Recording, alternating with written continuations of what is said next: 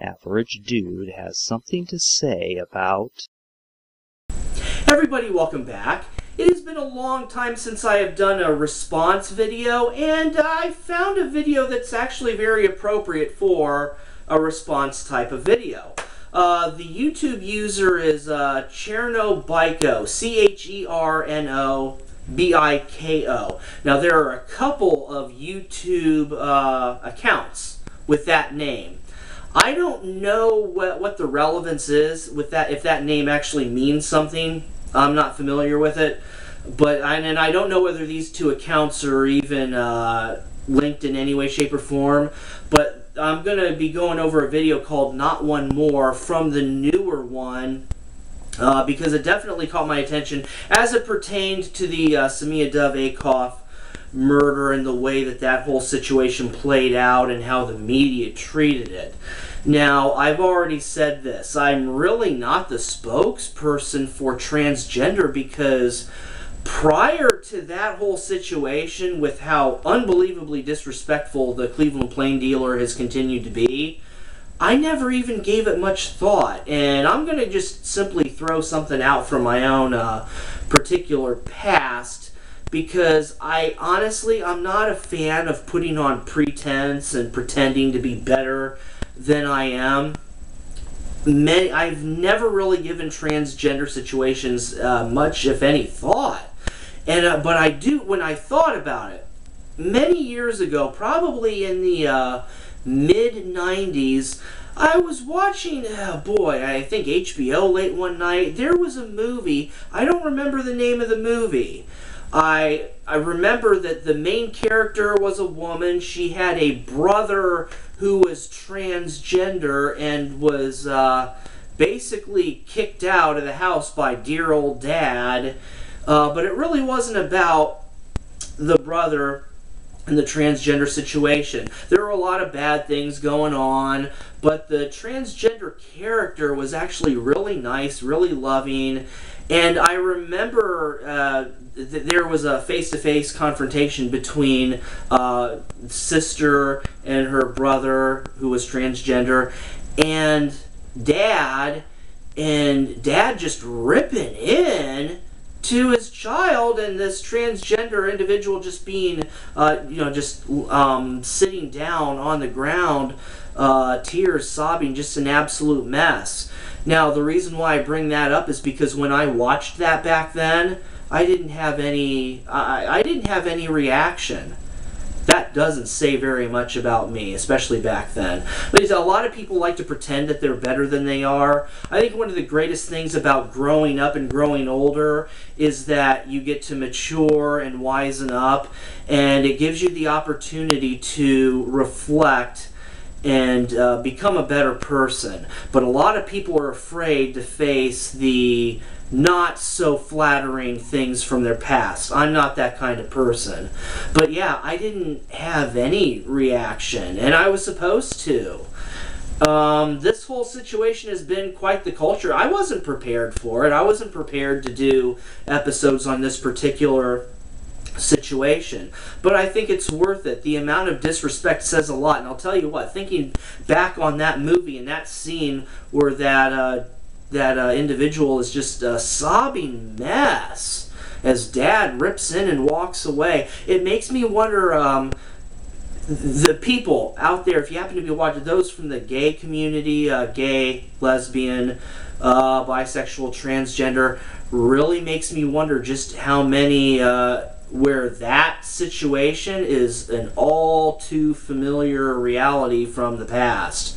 I imagine that pain is way too real for a lot of people out there in that particular situation, and nobody deserves that based on a what. We really should be focusing on who people are rather than what people are. I took a week before I did those videos because I just wasn't prepared for that topic. And thankfully, someone beat me to the punch from the very beginning. The individual's name is Jennifer McCreath, a transgender activist from Canada. And, well, I'll tell you what, Jennifer did a great job.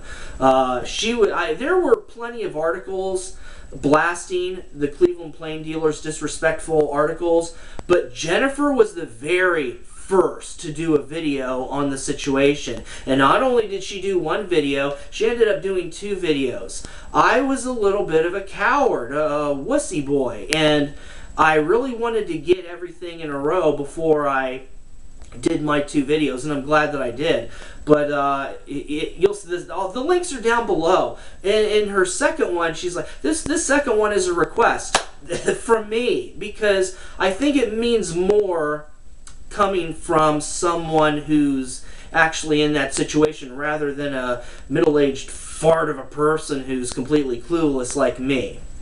But anyway, let's get to the heart of the matter. This is a response video to a fairly new YouTube account user, so let's go over it.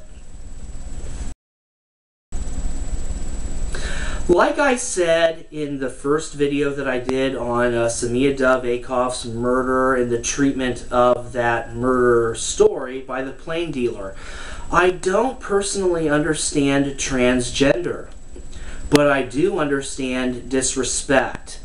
And one of the things that has really rubbed me the wrong way by the Christian churches of the United States of America, especially the West, is that when all these laws are being, when it comes to gay rights and all that, I'll tell you what, I may not be able to relate, and I may not understand, but I'll tell you what, when I see Christians jumping up and down, dancing and celebrating with big old smiles on their faces, and then I see these shots of these gay people who look like their lives have been destroyed.